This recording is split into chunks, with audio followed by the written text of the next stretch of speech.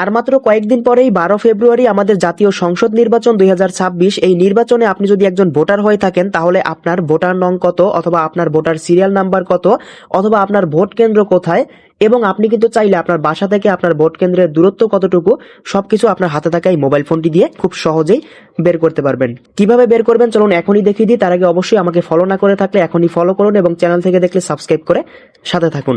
তো প্রথমে আপনাদেরকে যেটা করতে হবে, আপনি প্রথমে গুগল প্লে স্টোর অ্যাপটাকে ওপেন করবেন।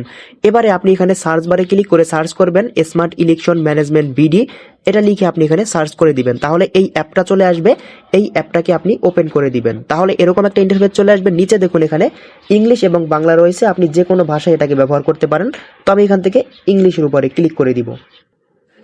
এবারে দেখতে পারবেন আপনার সামনে ঠিক এরকম একটা ইন্টারফেস চলে আসবে। এবারে দেখুন এই যে ন্যাশনাল পার্লামেন্ট ইলেকশন, আপনি এই অপশনটার উপর একটা ক্লিক করে দিবেন।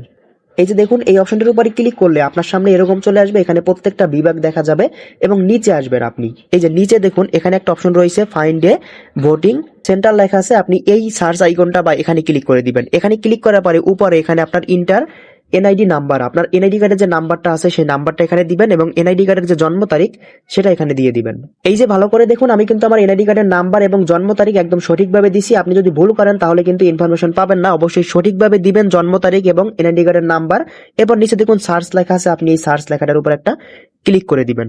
যখন এই সার্চ লেখার উপরে ক্লিক করবেন দেখতে পারবেন এখানে আপনার এই যে ইউআর ভোট নং, মানে আপনার ভোটার নং দেখতে পারবেন নাম্বার, তারপর হচ্ছে আপনার সিরিয়াল নাম্বারটা এখানে দেখতে পারবেন। এরপরে হচ্ছে আপনি এখান থেকে আপনার ভোট কেন্দ্রের নামটা সম্পূর্ণ দেখতে পারবেন। এরপর এই যে সেন্টার অ্যাড্রেস সবকিছু দেখতে পারবেন। এবং আপনি যদি চান এখান থেকে নিচে এই যে দেখুন ডিরেকশন লেখা আছে এটার উপরে ক্লিক করে দিবেন।